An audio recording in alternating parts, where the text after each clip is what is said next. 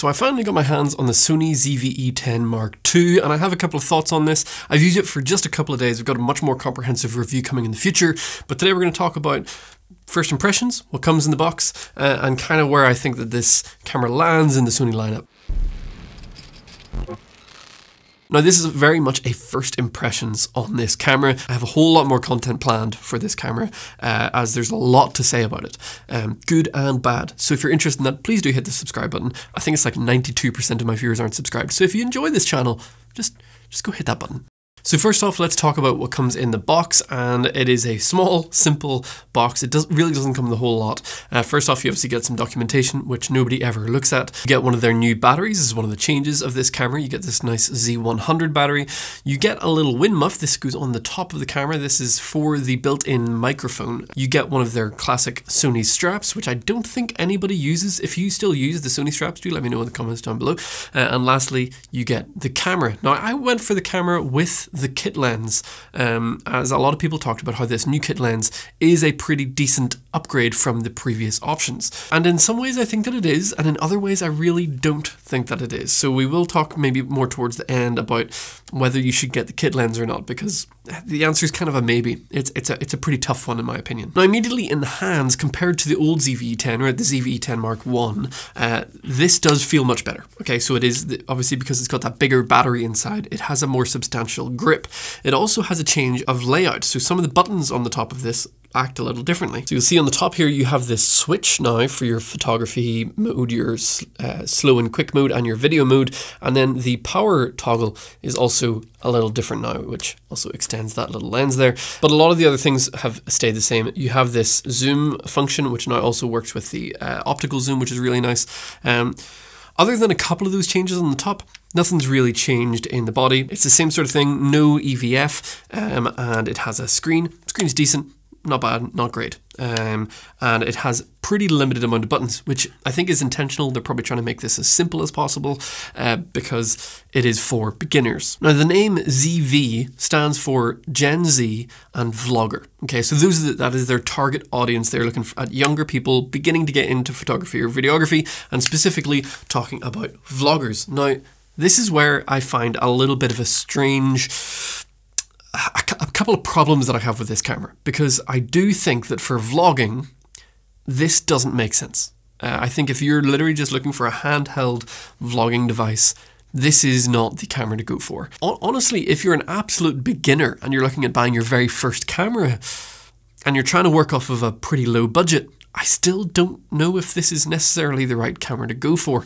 It's a really weirdly placed camera in my opinion.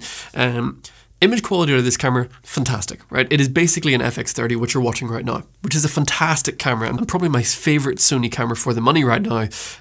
It shares a lot of similarities with this camera. There's a couple of differences. FX30 has 4K 120 and this one has 4K 60.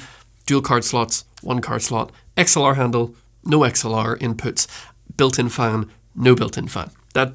That's my quick summary of the main differences between the two cameras. But overall, the image is going to look very, very similar as they share the same sensor and I think possibly the same processor. I'm not 100% certain. But they're very, very similar as far as image quality goes, which is a good thing because you do want to get the best image quality that you can. But there's actually a downside to this as well. And that's that these files are kind of hard to edit, right? This 10-bit 422, this much more high-end video format that gives you a much higher image quality is actually pretty hard on your computer. So if you're a beginner and maybe you have an older computer, you're going to really struggle to edit the footage that comes out of this camera, especially for video. Photos, not so much, but for video, yes, you're going to have a little bit of a harder time compared to the old 8-bit footage that you get with the original ZVE10. And that's why in the video that came out last week, we are deciding to do a giveaway with the ZVE10, the original one, not the new one. I kind of figured that we can do a proper bundle of the original ZVE10 with a lens, a bag, a couple of SD cards, all that kind of stuff for the same price as just the body of this camera. And for beginners, I think it's a better option if you're really working on a budget. You don't want to have to upgrade your computer and all that kind of stuff. Now, if you do have Sony lenses and you have a decent computer that can edit footage well, and you're looking at maybe, you know, adding a B camera to your FX30 or like a B camera to your A6700, then I think this is a fantastic camera to go for because it offers incredible image quality at a pretty low price. So if image quality is the main thing that you're going for, you know, highest image quality for the lowest amount of money, I think you're looking at a pretty good option here. Now, as far as upgrades go from the original ZVE10, there are a few. First off, obviously you get that higher image quality. The image quality is a lot better than the original. Not that the original is bad, but this is better. Secondly, you do get the bigger battery. These Z100 batteries are much better. They hold a lot more capacity and they last probably 3 to 4 times as long as the ones that were in the original ZV10, which is great. Things that it shares is a single SD card slot, but this one has the SD card slot on the side of the camera, basically the same as the A6700, whereas the old one, you had to like put it in the battery door compartment, which was a real nuisance. I'm really glad that they did away with that, and it's now just a little side access, which I think is great. The microphone on top, I think has largely stayed the same. They say that it's been improved a little bit. I think it's more like the one from the ZVE1. I'll maybe do a test on that in the future if you guys are interested, but I would highly recommend just get a microphone. I wouldn't rely on the internal microphone of this camera. Just go with something a little higher quality. Audio is far, far more important than most people think, so I'd highly recommend one of the first upgrades to add to this camera is going to be a decent microphone. Now, another thing that hasn't changed from the original ZV-10 is there is no IBIS inside of this camera. So that paired with this new kit lens is what I want to talk about for the last couple of minutes here. This new kit lens, although is very cheap, you can add it to your camera bundle for just $100. And if you don't own any lenses, it's probably worth getting one. And then that just gives you a little bit of time to save up for other lenses. But if you already own decent Sony lenses, don't get the kit lens for a couple of reasons, right? I think the image quality on this lens is fine. It's not much better than fine. It's better than the old one, but build quality of this lens is terrible. It's even the whole mount on the back of the camera is just a cheap plastic. It really doesn't feel like it's going to survive very long. It is incredibly lightweight, which is great for obviously the weight of it. The main pro to this lens is going to be the price of just $100 if you buy it with the camera, and it has optical steady shot built in, which gives you slightly steadier footage.